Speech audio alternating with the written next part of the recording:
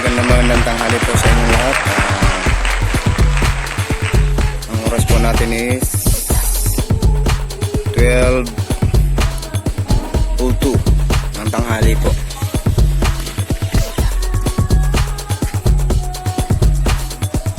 Ayan po yung ginawa ko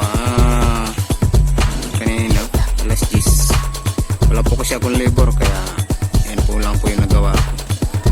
Ito naman po yung ginawa ko. Mula po dun sa ano na yun,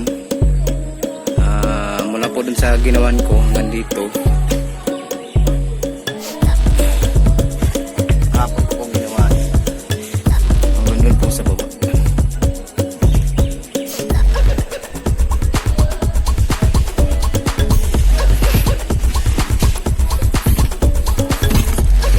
Tapos hanggang po dito.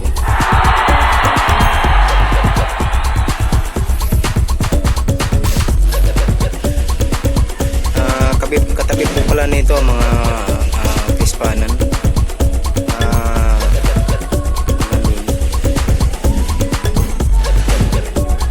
Tapos dito na naman po sa kabila.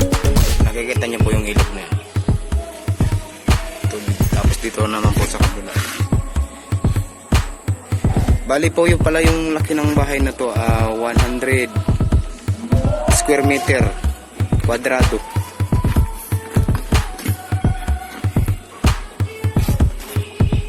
Ayan po yung septic tangki.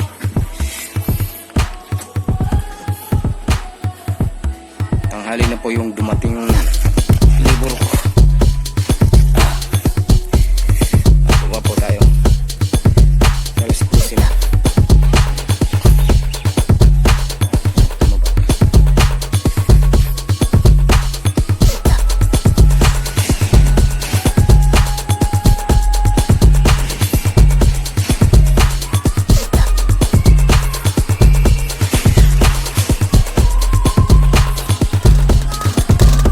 Pala yung master bedroom.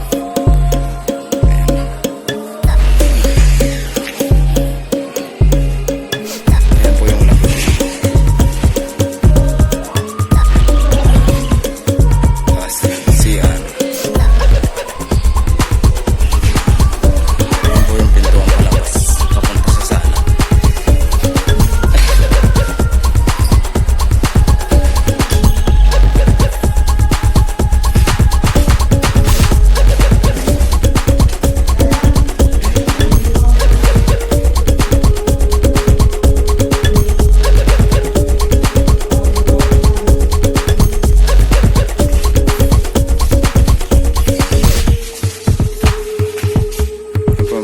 CR may talis na po.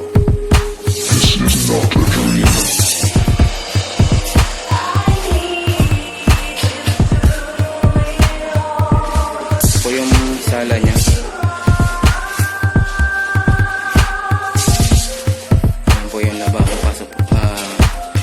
Yung foreman ko lang po yung nag-ano niyan, kasi yung may-ari po dito wala siyang binigay na plano. Bali yung foreman ko yung nag-ano ng plano. Mula sa umpisa hanggang mapinis ito. Siya po yung gumagawa ng plano. Siya rin po yung nag-decision. Kasi wala naman po yung bali wala pong masyadong alam yung may-ari. Ito po yung isang hagdanan po.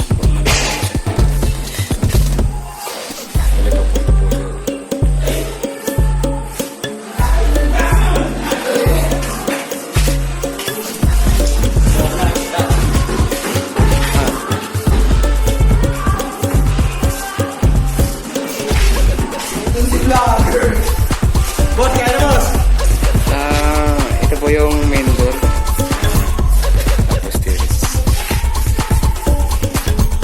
Shoutout nga po pala sa mga taga Bulalas, Nagonoy. Mga taga Bulacan.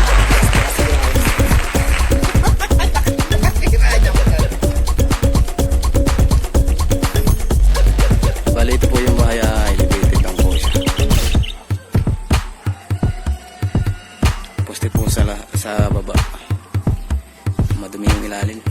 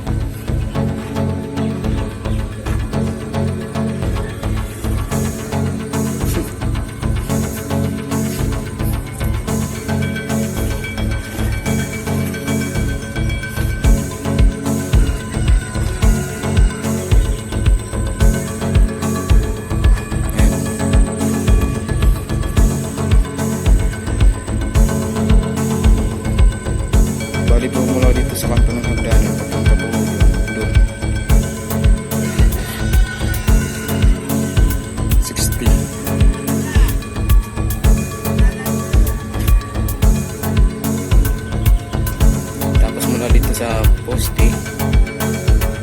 1 meter. Ang layo niya. Isa na po kasi yung kabila na yun.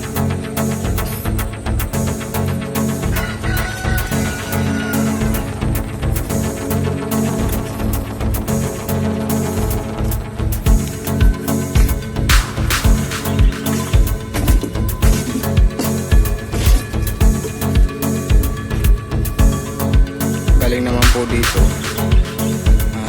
3 meters doon. Yun na po yung